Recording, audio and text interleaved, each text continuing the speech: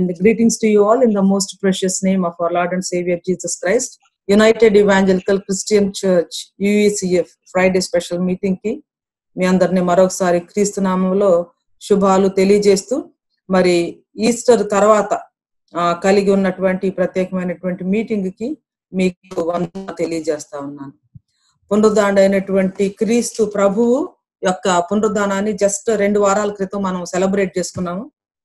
ఖాళీ సమాధితో పాటు చర్చెస్ కూడా అన్ని ఖాళీగా ఉంటే ఎవరి గృహాల్లో వాళ్ళం గీతం గీతం జై జై గీతం పాడుకున్నాం.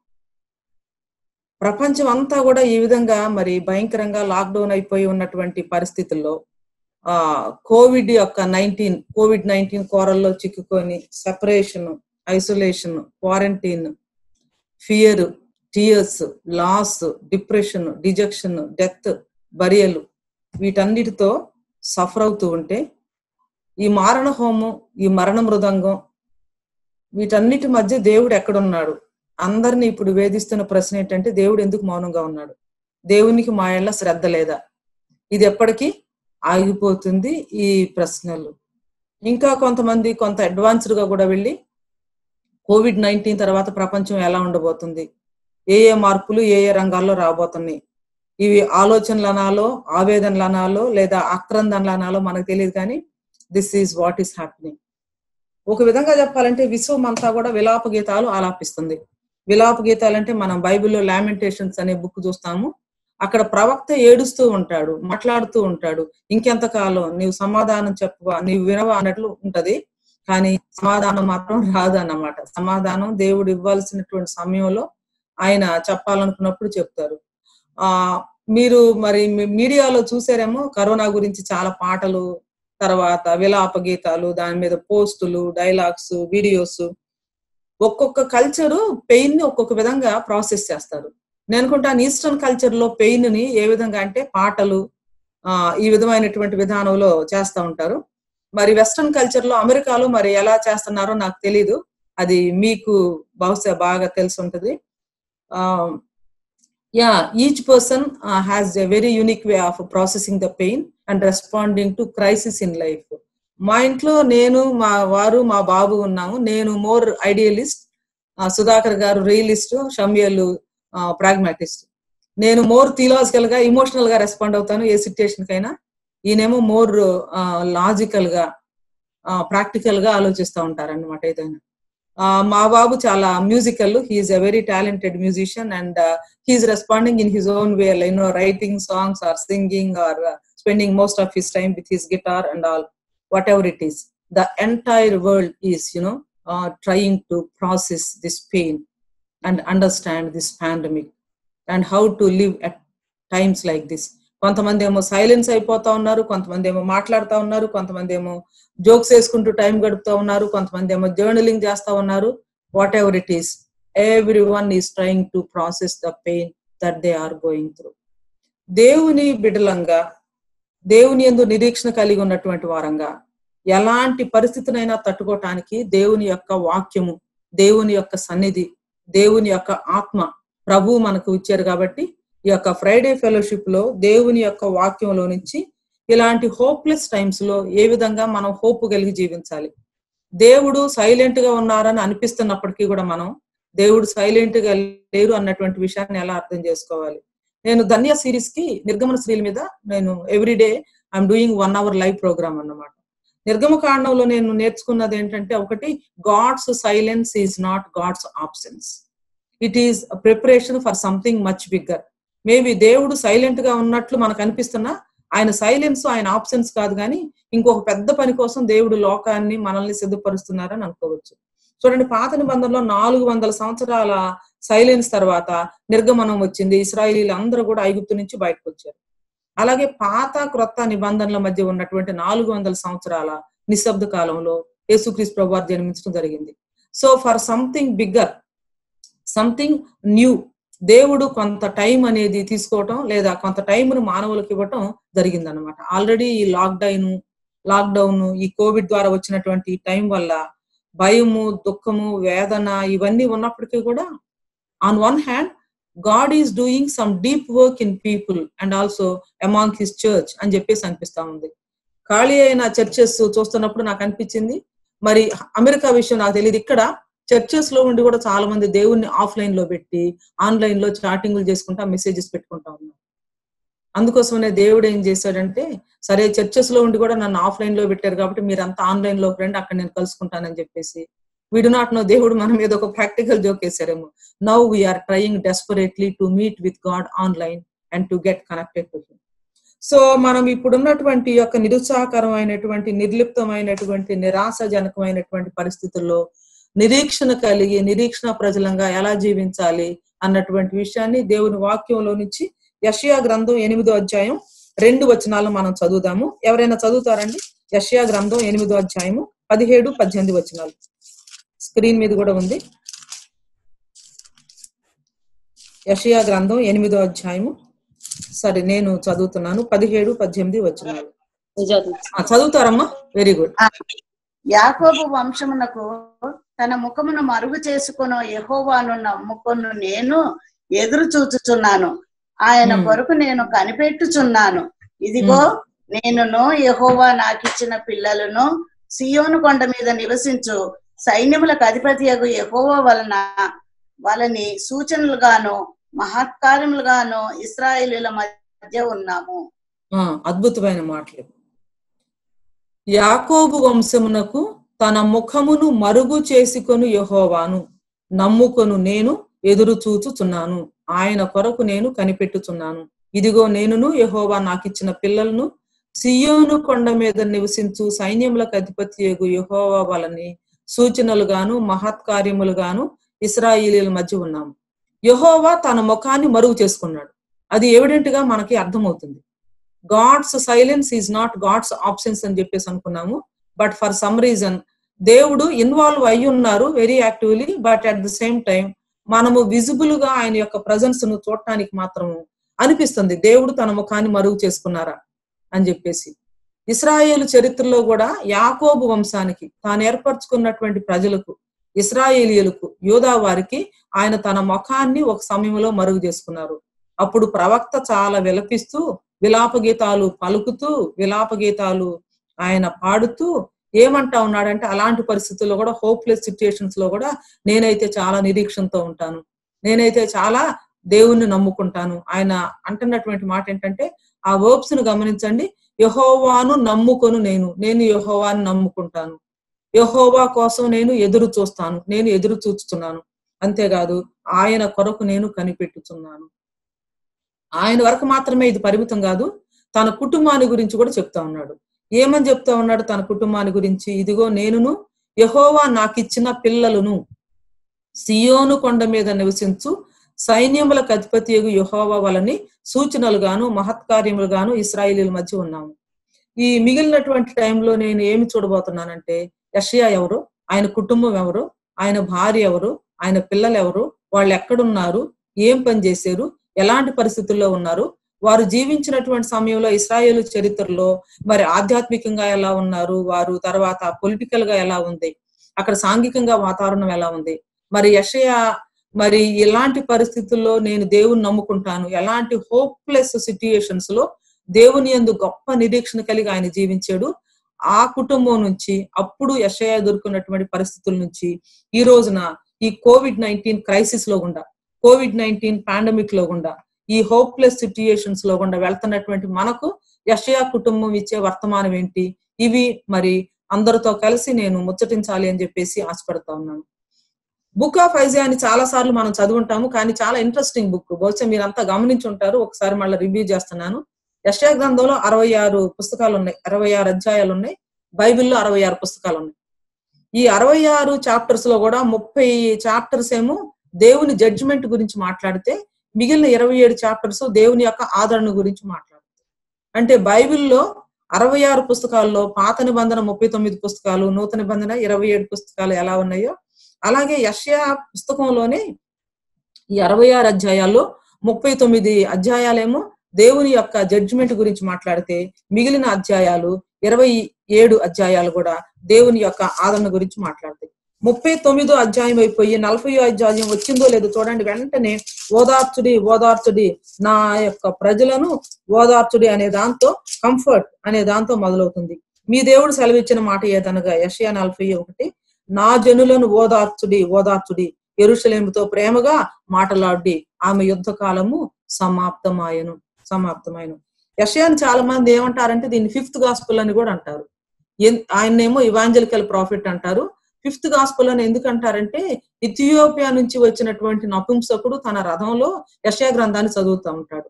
నువ్వు చదువుతున్నావేదో నీకు అర్థమవుతుందా అని చెప్పేసి ఫిలిప్ అడిగితే, అప్పుడు నాకు ఎవరైనా ఎక్స్ప్లెయిన్ చేయకపోతే నాకు ఎలా అర్థం అవుతుంది అంటాడు. ఫిలిప్ ఎక్స్ప్లెయిన్ చేసిన తర్వాత ఆయన మారు మనసు పొందుతాడు, అక్కడే బాప్తిసం కూడా తీసుకుంటాడు. అందుకే యెషయా గ్రంథాన్ని 5th గాస్పెల్ అని చెప్పేసి అంటారనమాట. యెషయా పుస్తకము చాలా స్పెషల్. బైబిల్లోనే ఒక చిన్న బైబిల్ అని చెప్పేసి అనుకోవచ్చు అనమాట. దీనిలో ఉన్నటువంటి కనెక్షన్స్ ఇవన్నీ కూడా మనం చూసినప్పుడు అర్థమవుతుంది. యెషయా ప్రవక్తకు ఉన్నటువంటి స్పెషాలిటీ ఏంటంటే, మెస్సియా యొక్క జన్మ దగ్గర నుంచి మెస్సియా యొక్క 2వ రాకడ, 1000 ఏండ్ల పరిపాలన మొత్తాన్ని గురించినటువంటి హోల్ రేంజ్ లో చాలా ప్రవచనాలు చెప్పారు. మనం క్రిస్మస్ వచ్చిందంటే ఏలైనగా మనకు శిశువు పుట్టెను, ఇదిగో కన్యక గర్భవతి కుమారుని కన్ను, అవన్నీ యెషయా గ్రంథంలో నుంచే చూస్తాము. కాబట్టి రాబోతున్నటువంటి మెస్సియా గురించి ప్రవచించాడు, ఆయన యొక్క జన్మ గురించి ప్రవచించాడు, ఆయన యొక్క పరిచర్య గురించి. యేసుక్రీస్తు ప్రభువారు సినగోగులో ఉన్నప్పుడు కూడా యెషయా గ్రంథం ఆయనకి ఇవ్వబడును. ప్రభు యొక్క హితవత్సరాన్ని ఆయన చదివిన తర్వాత ఆ యొక్క ధర్మశాస్త్రాన్ని ఇచ్చి కూర్చుండిను అని ఉంటది అన్నమాట. అంత మాత్రమే కాదు, యెషయా గ్రంథంలో మనము లెంట్ సీజన్ లో, మరి ముఖ్యంగా గుడ్ ఫ్రైడే రోజున జరిగే ఆ యెషయా గ్రంథం 53వ అధ్యాయం ఆయన ప్యాషన్ ని ఎంత చక్కగా వర్ణిస్తుంది ప్రాఫిటిక్ గా మనం చూస్తాము. ఆయన ప్యాషను, ఆయన సఫరింగ్ సర్వెంట్, ఆ తర్వాత ఆయన యొక్క పునరుద్ధానము, తర్వాత మిలేనియల్ కింగ్డమ్ గురించి కూడా యెషయా ప్రవచించారన్నమాట. అంతకంటే ఆశ్చర్యం ఏంటంటే, అసలు సృష్టికి ముందు, మానవ సృష్టికి ముందు జరిగినటువంటి ఫాలెన్ ఏంజల్స్ అంటే లూసిఫర్ ఏ విధంగా తేజో నక్షత్రం, అవేకు చుక్క, నీవు ఆకాశం నుంచి ఎట్లా పడ్డావు, సో ఈ విషయాల గురించినటువంటి ప్రస్తావన కూడా యెషయా గ్రంథంలో మనం చూస్తాం అన్నమాట. కాబట్టి యెషయా గ్రంథం అనేది చాలా యూనిక్ బుక్ మాత్రమే కాకుండా న్యూ టెస్టిమెంట్ లో చాలా ఎక్కువగా కోట్ చేయబడినటువంటి పుస్తకం కూడా ఇదే. అంటే కీర్తనల గ్రంథం తర్వాత నూతన నిబంధనలో చాలా ఎక్కువగా కోట్ చేయబడినటువంటి బుక్ అని అనుకోవచ్చు అన్నమాట.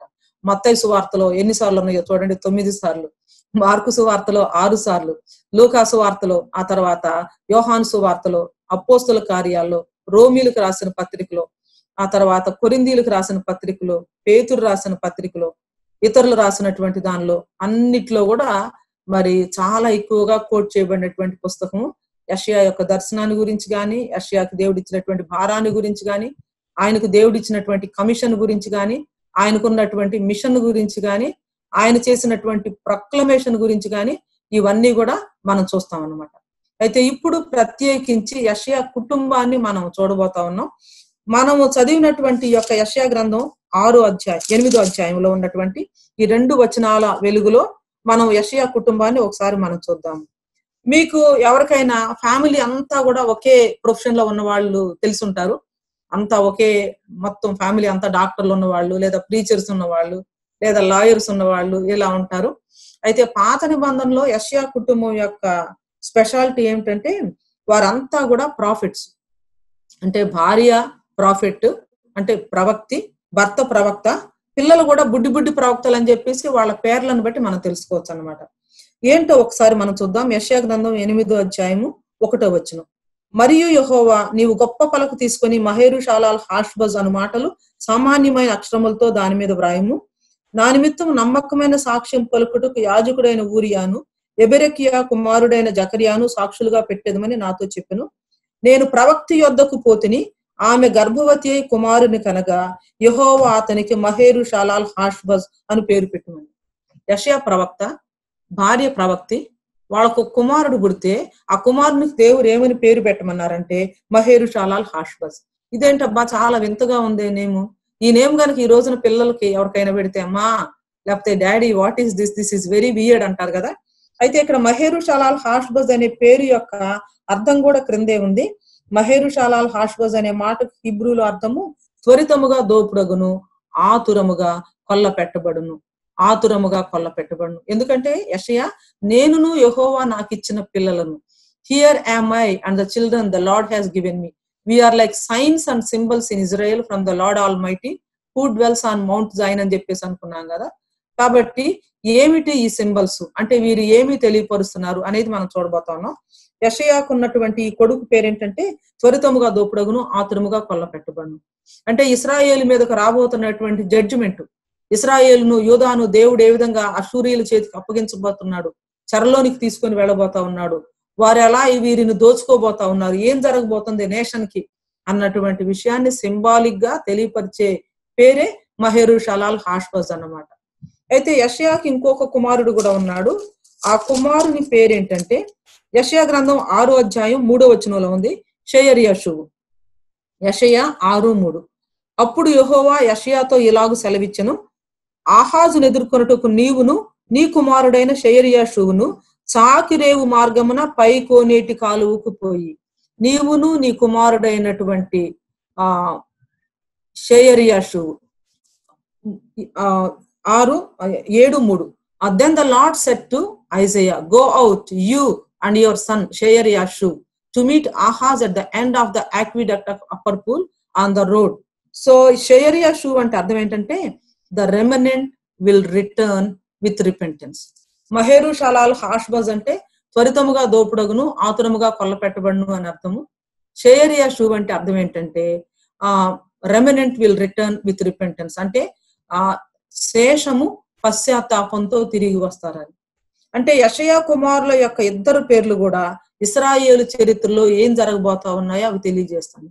అంటే నేను అనుకుంటాను యెషయా వాళ్ళ చిన్న కొడుకుని మహేరుషలాల్ హాష్బజ్ అని పిలవగానే వెంటనే షయర్యాషుబ్ అని పిలుస్తుంటాడు రెండో కొడుకుని, అంటే పెద్ద కొడుకుని. ఎందుకంటే దేవుని యొక్క ఉగ్రత ఒక ప్రక్కన ఒక కుమారుని పేరులో ఉంది, but at the same time దేవుని జడ్జిమెంట్ తర్వాత దేవుడు చూపించే కరుణ కూడా మరొకసారి షయర్యాషుబ్ నేమ్ లో ఉందన్నమాట. యెషయా జీవించినటువంటి సమయాల్ని ఒకసారి మనం చూద్దాము. అవి ఆధ్యాత్మికంగాను సరిగా లేవు, ఆర్థికంగాను సరిగా లేవు, రాజకీయ పరంగాను సరిగా లేవు, సామాజిక పరంగాను సరిగా లేవు. అంటే యెషయా జీవించినటువంటి సమయాలు ఏ రీతిగా ఉన్నాయో ఈ రోజున మనం ఉన్నటువంటి సమయాలు కూడా ఆ రీతిగానే ఉన్నాయి. తానున్నటువంటి సమయాల్లో యెషయా ఎలా జీవించాడో తానును తన కుటుంబము ఇశ్రాయేలీల మధ్య సూచనలుగా, యెహోవా యొద్ద నుంచి పంపబడినటువంటి ఒక సూచనలుగా, మహత్కార్యాలుగా ఎలా ఉన్నారో అది మనం చూసిన తర్వాత ఈ రోజు యాక్చువల్ గా ఇక్కడ మనం చదివినటువంటి ఈ భాగము యెషయాకు మాత్రమే కాకుండా ప్రభు అయినటువంటి యేసుక్రీస్తు వారికి అది అప్లికబుల్ అవుతుంది. ప్రభు అయినటువంటి యేసుక్రీస్తు గాయాల్లో వచ్చినటువంటి నూతన నిబంధన సంఘంగా ఇది మనకు ఏ విధంగా అప్లికబుల్ అవుతుంది, దీన్ని కూడా చూడాలని చెప్పేసి ఆశపడతా ఉన్నాను. సో యెషయా జీవించినటువంటి సమయం మనకు గనక తెలిస్తే ఉజ్జియా, యోతాము, ఆహాజు, హిజ్కియా అని వారి దినాల్లో ప్రవచించాడని, మరి ముఖ్యంగా అక్కడ ఉన్నటువంటి ఆహాజు చాలా చెడ్డ రాజు, విగ్రహారాధనని మరి దేశంలోనికి తీసుకుని వచ్చి ప్రజలను కూడా చాలా చెడగొట్టినటువంటి రాజు ఆయన పరిపాలనలో ఉన్నారని, ఆధ్యాత్మికంగా చాలా హీన స్థితిలో బలహీనమైనటువంటి స్థితిలో ఉన్నారని, నైతికంగా పతనమైపోయినటువంటి స్థితిలో ఉన్నారని, ఎకనామికల్ గా కూడా పరిస్థితి బాగాలేదని, మరి ముఖ్యంగా పొలిటికల్ గా ఏమైందంటే ఈ యొక్క యూదా రాజ్యం మీదకి యుద్ధానికి రావటానికి ఇశ్రాయేలు ఆ తర్వాత అక్కడ ప్రక్కన ఉన్నటువంటి నైబరింగ్ నేషన్ సిరియాతో కలిసి ఒక అలయన్స్ ఏర్పాటు చేసుకొని రావటానికి సిద్ధంగా ఉన్నారు. అంటే శత్రువు యొక్క దాడి ఇమినెంట్ గా ఉంది, ఆల్మోస్ట్ వచ్చినట్లే ఉంది. ఈ రోజున ప్రపంచం మొత్తం మీద కూడా ఈ యొక్క కరోనా దాడి చూస్తుంటే అర్థం కావట్లేదు నాకు. అంటే వాట్ ఈస్ దిస్? కంటికి కనిపించినటువంటి ఒక చిన్న వైరస్. అంటే పాండమిక్స్ చరిత్రలో వచ్చినా ఇంత గ్లోబల్ గా లేదు. ఇండస్ట్రియలైజేషన్ లేదా గ్లోబలైజేషన్ అని విన్నాం కానీ గ్లోబలైజేషన్ లో మరి జబ్బులు కూడా ఈ విధంగా ఎంత గ్లోబల్ గా స్ప్రెడ్ అవుతాయా, అంటే ఇంత ఈ పాండమిక్, గ్లోబల్ పాండమిక్ ఇంత ఇదవుతుంది అనేది ఇప్పుడు తీరిగ్గా ఆలోచిస్తే గానీ తెలియట్లేదు అనమాట. So what we're going through right now is also similar to what Isaiah had gone through. అన్నిటికంటే ఇంపార్టెంట్ ఏంటంటే ఆ సమయంలో దేవుడు ఏం చేశాడంటే ముఖము చాటు చేసుకున్నాడు, ముఖము మరుగు చేసుకున్నాడు. పర్పస్ఫుల్ గానే తన ప్రజలకు తను ఒక దేవోక్తి గాని, ఒక దర్శనం గాని, లేకపోతే అంటే వాళ్ళు ఉన్నటువంటి పరిస్థితికి అనుగుణంగా ఏమి చేయబోతున్నాడు అనేది దేవుడు ఏమి చెప్పకుండా God has really kept them in that condition for some time అని చెప్పేసి మనకు అనిపిస్తా ఉంది.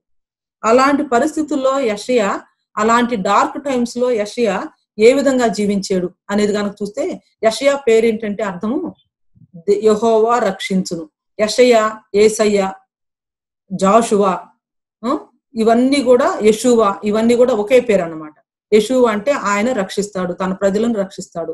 ఆయన తన ప్రజలను పాపముల నుండి రక్షించును గనక ఆయనకు యేసు అని పేరు పెట్టుదురని యేసుక్రీస్తు ప్రభు వారికి యెషూవా అని పేరు పెట్టడం జరిగింది. సో యెషయా యొక్క నేమే ఏమి జ్ఞాపకం చేస్తుందంటే దేవుడు రక్షిస్తాడు, దేవుడు తన ప్రజలను విడిచిపెట్టడు. ఆ తర్వాత తన కుమారుల యొక్క ఇద్దరు పేర్లు ఏంటంటే త్వరితముగా దోపుడగును, ఆతురముగా కొల్ల పెట్టబడును అన్నది. అంటే ఒక విధంగా జడ్జిమెంట్ అనేది, దేవుని యొక్క తీర్పు అనేది తన ప్రజల మీదకు వచ్చినప్పటికీ కూడా దేవుని కృప ఉంది. దేవుడు ఒక గొప్ప ఉద్దేశంతో ఇవన్నీ కూడా చరిత్రలో ఎలా చేస్తున్నాడు అన్నటువంటి ఒక క్లూ మనకు దొరుకుతుంది. మహేరు షాలాల్ హాష్పజ్ అని తన కుమారునికి పెట్టిన తర్వాత తన మొట్టమొదటి కుమారుడైనటువంటి షేయరియషు అనే పేరేంటి ఏం తెలియపరుస్తుందంటే the remnant will return in repentance. Remnant will return in repentance అంటే శేషము ఎవరైతే మిగిలి ఉన్నారో వారు పశ్చాత్తాపంతో ఆయన యొద్దకు తిరిగి వస్తారు. This is the clue. అంటే దేవుని యొక్క సన్నిధిని వెతుకుతూ యెషయా అలాంటి పరిస్థితుల్లో కూడా ఏమంటాడంటే నేను యెహోవా కోసం ఎదురు చూస్తాను. ఆయన మాట్లాడకపోయినా, ఆయన సైలెంట్ గా ఉన్నా, ఆయన ఏమి చెప్పకపోయినా నేను ఆయన్నే నమ్ముకుంటాను, నేను ఆయన్నే కనిపెట్టుకుంటాను, నేను ఆయన సన్నిధిలోనే కనిపెట్టుకొని ఉండి ఆయన మాట కోసం ఎదురు చూస్తాను. ఎందుకంటే దేవుడు ఇచ్చినటువంటి ఒక వాగ్దానం ఉంది కాబట్టి. తన కుమారునికి షేయరియషు అనే పేరు పెట్టమన్నారు కాబట్టి షేయరియషు అంటే the remnant will return in repentance. Remnant పశ్చాత్తాపంతో తిరిగి వస్తారు అన్నటువంటి విషయాన్ని దేవుడు మరలా ప్రాఫిటిక్ గా తెలియజేశాడు కాబట్టి యెషయా ఇది పట్టుకొని కూర్చున్నాడు. అందుకనే ఏమంటాడంటే నేనును యెహోవా నాకు ఇచ్చిన పిల్లలను ఇశ్రాయేలు కొండ మీద అంటే సియోను కొండ మీద నివసించే యెహోవా వలని, సైన్యములకు అధిపతి యెహోవా వలని సూచనలుగాను మహత్కార్యములుగాను ఇశ్రాయేలీల మధ్య ఉన్నాము. అంటే యెషయా ఫ్యామిలీయే ఒక వింతగా ఉంది.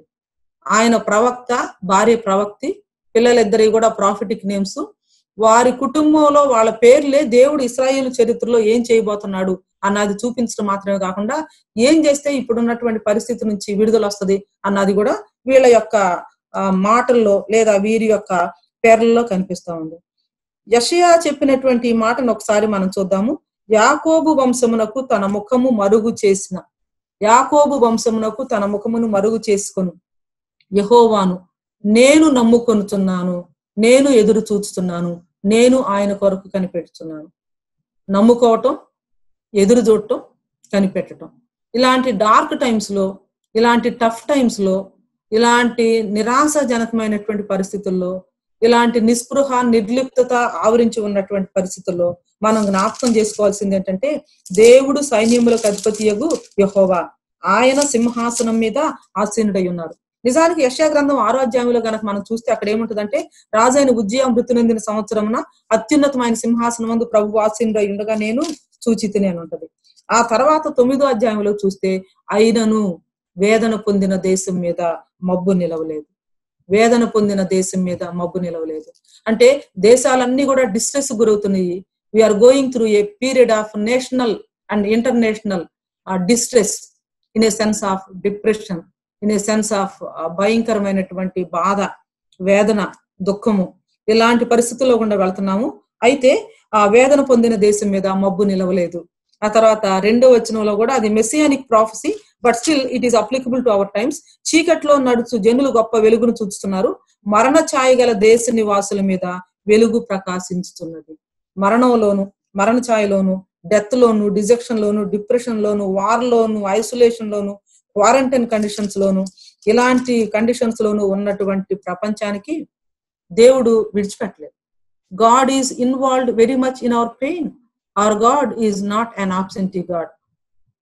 సెకండ్ వరల్డ్ వార్ టైంలో బాగా భయంకరమైనటువంటి పరిస్థితుల్లో సైనికులు చనిపోతా గాయాలు అవుతున్నప్పుడు వాళ్ళని ఆదరించడానికి ఎడ్వర్డ్ షిలిట్ అని ఆయన ఒక గాయాల యేసు అనే ఒక గేయం రాస్తాడు. ఆ గేయంలో ఆయన ఏమంటాడంటే ఇతర దేవుళ్ళు బలవంతులు, నీవేమో బలహీనుడివి, వారు గుర్రాల మీద స్వారీ చేసుకుంటూ వచ్చారు, నీవేమో నిలబడుతూ తట్టుకొని తూలిపోతూ వచ్చేవు, ఏ దేవునికి గాయాలున్నాయి ఒక్క నీకు తప్ప, అందుకనే ప్రభు మా గాయాలతో మాట్లాడగలిగింది నీ గాయాలే అంట. Hour God is not an absentee God. Hour God is involved in our pain, he is involved in our suffering. నాకు న్యూయార్క్, న్యూ జెర్సీ, తర్వాత చాలా మోస్ట్ ఎఫెక్టెడ్ అయినటువంటి కోవిడ్ తో ఎఫెక్ట్ అయినటువంటి స్టేట్స్ చూస్తా ఉంటే నాకు అనిపిస్తుంది God is very much involved in our pain. పరలోకం భూలోకం కలిసి పనిచేస్తుంది కాబట్టి ఈ రీతిగా ఉందేమో, లేకపోతే ఇంకా ఘోరంగా ఉండేదేమో అనుకుంటున్నాను. మనకు కనిపించినా కనిపించకపోయినా దేవుడు తన సైన్యాలను మోహరింపజేశారు. మనకు అర్థం కాని విధానంలో, మనకు కనిపించినటువంటి విధానంలో God is taking care of us, God is taking care of the planet earth, God is taking care of the people, and also God is preparing us for something much bigger. ఆయన యొక్క చిత్తాన్ని నెరవేర్చడానికి, మరి ఈ యొక్క globe లేదా ఈ ప్రపంచంలో ఆయన యొక్క పని ఆయన పూర్తి చేయటానికి దేవుడు ప్రిపేర్ చేస్తున్నారని చెప్పేసి మనం అనుకోవచ్చు అన్నమాట.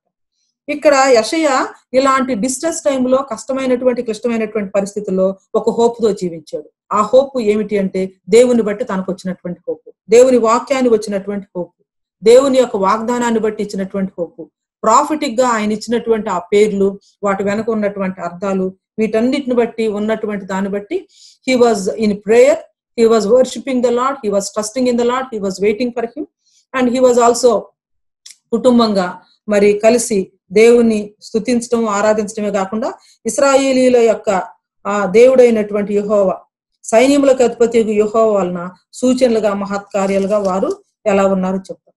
అయితే ఇక్కడ నేనును యెహోవా నాకు ఇచ్చిన పిల్లలను అనే దాన్ని యెషయాకు మాత్రమే కాకుండా మనం తర్వాత ఏం చూస్తామంటే అది హెబ్రీలకు రాసిన పత్రికలో యేసుక్రీస్తు ప్రభు వారికి అప్లై చేసి మనం ఉండటం చూస్తాం. ఒక్కసారి ఆ రెఫరెన్స్ కూడా మనం చూస్తాం. జీవితం అంతా కూడా మరణ భయం చేత దాస్యానికి లోనైనటువంటి వాళ్ళని విడిపించడం కోసం వచ్చిన యేసుక్రీస్తు ప్రభు వారి గురించి మాట్లాడుతూ హెబ్రీల గ్రంథకర్త దీనిని యాక్చువల్ గా యెషయా కుటుంబానికి మాత్రమే కాదు, ఇక్కడ యేసుక్రీస్తు ప్రభు వారికి, ఆయన యొక్క నూతనమైనటువంటి కుటుంబమైన సంఘానికి అప్లై చేస్తా ఉన్నారు.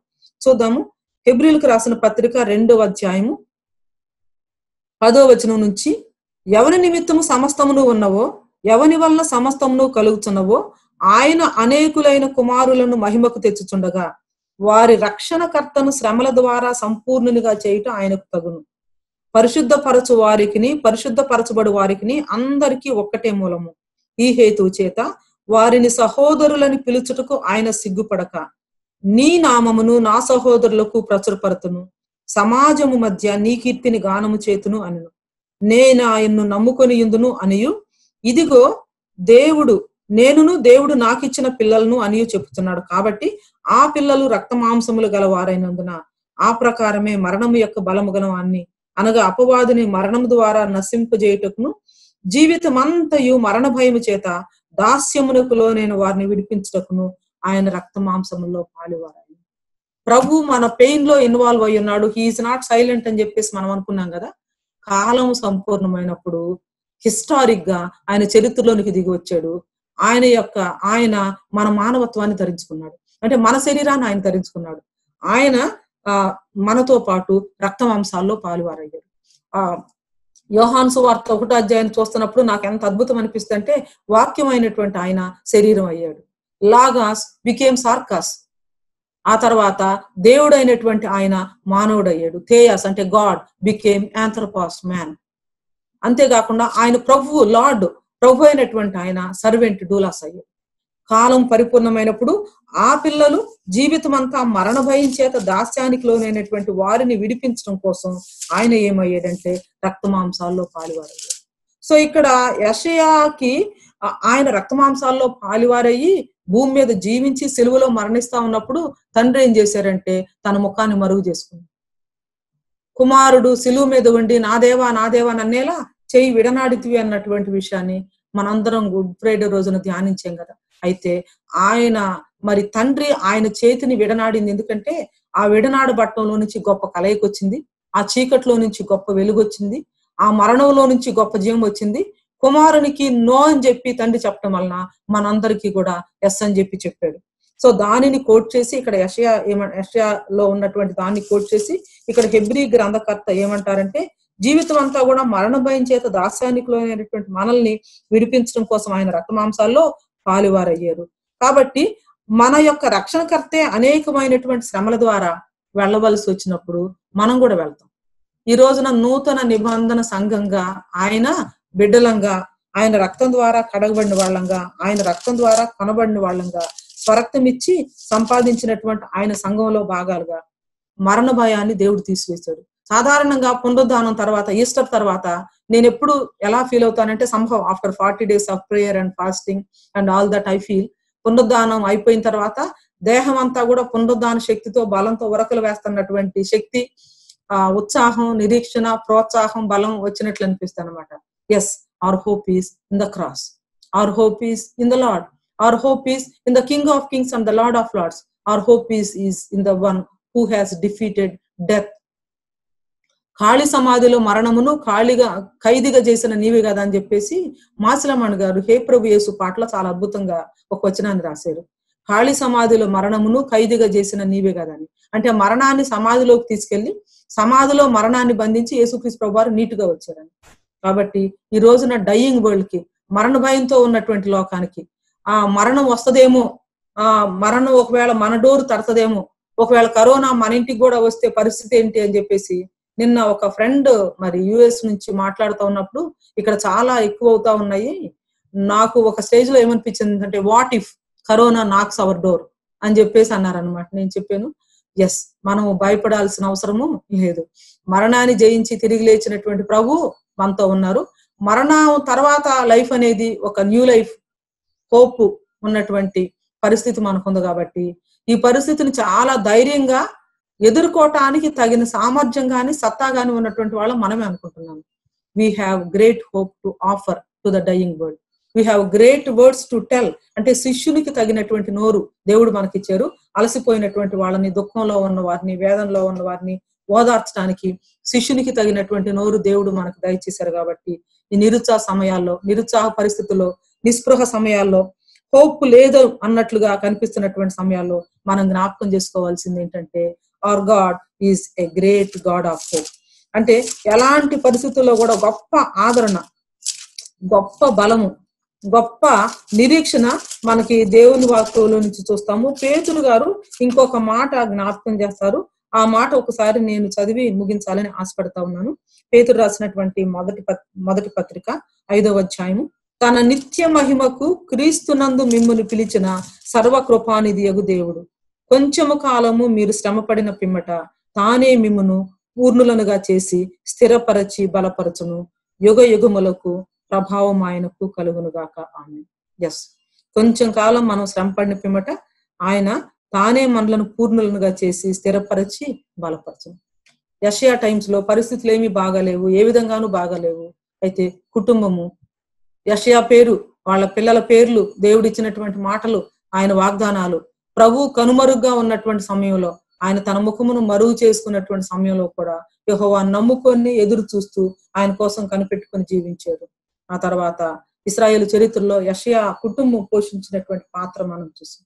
ఈ రోజున మనం ఉన్నటువంటి సమయాల్లో కూడా పరిస్థితులు ఇంచుమించు అలాగే ఉన్నాయి. కుటుంబాలుగా this is the time we really need to stay very strong. భార్యలుగా, భర్తలుగా, పిల్లలుగా, కుటుంబాలుగా దేవుని స్తుతిస్తూ, ఆరాధిస్తూ, దేవుని నమ్ముకుంటూ, ఆయన కోసం కనిపెట్టుకుంటూ ఉన్నటువంటి సమయాన్ని చక్కగా ఉపయోగించుకుంటూ, నిరీక్షణ లేనటువంటి పరిస్థితుల్లో, నిర్లిప్తత, నిశ్శబ్దము, నిరాదరణ, నిరుత్సాహము, ఇలాంటి పరిస్థితుల్లో గొప్ప హోప్, గొప్ప నిరీక్షణ కలిగి జీవించే వాళ్ళంగా దేవుని యొక్క వాక్యాన్ని బట్టి, దేవుని యొక్క వాగ్దానాన్ని బట్టి, పరిశుద్ధాత్మ దేవుని ప్రెజెన్స్ ను బట్టి, ప్రార్థనను బట్టి, ఉపవాసాన్ని బట్టి, దేవుడిచ్చినటువంటి ఆధ్యాత్మికమైనటువంటి క్రమశిక్షణలు, స్పిరిచువల్ డిసిప్లిన్స్ మనం ఈ సమయంలో సంఘంగా, వ్యక్తిగతంగా, కుటుంబంగా ఆచరించడం ద్వారా, ఆ దేవుడిచ్చినటువంటి ఆ సాక్రమెంట్స్ కి మనం ఇవ్వాల్సినటువంటి ప్రాధాన్యత వ్యక్తిగత జీవితాల్లో ఇవ్వటం ద్వారా ఈ యొక్క పాండమిక్ ని తట్టుకొని మనం బయటపడతాము. ఒకటేంటంటే, క్రైసిస్ తర్వాత నేను ఎప్పుడు చాలా పాజిటివ్ గా మాట్లాడతాను, ఆప్టిమిస్టిక్ గా. ప్రతి క్రైసిస్ తర్వాత కూడా ఇంకా దేవుడు ఒక కొత్త న్యూ చాప్టర్ బిగిన్ చేయటం మాత్రమే కాకుండా, మనలో లేనటువంటి ఒక కొత్త సృజనాత్మకత, మనలో లేనటువంటి ఒక కొత్త ఓర్పు, ఒక కొత్త నేర్పు, ఒక క్రొత్త జ్ఞానం, ఒక క్రొత్త కోణాలు దేవుడు తీసుకుని వచ్చి మనల్ని ఇంకా బలమైనటువంటి స్త్రీలుగా, పురుషులుగా, దైవ సేవకులుగా, సేవకురాలుగా చేస్తారని నమ్ముతూ ముగిస్తూ, ప్రభు నామములో మీ అందరికీ వందనాలు తెలియజేస్తూ, థాంక్స్ తెలియజేస్తూ ముగిస్తున్నాను. షాలోమ్.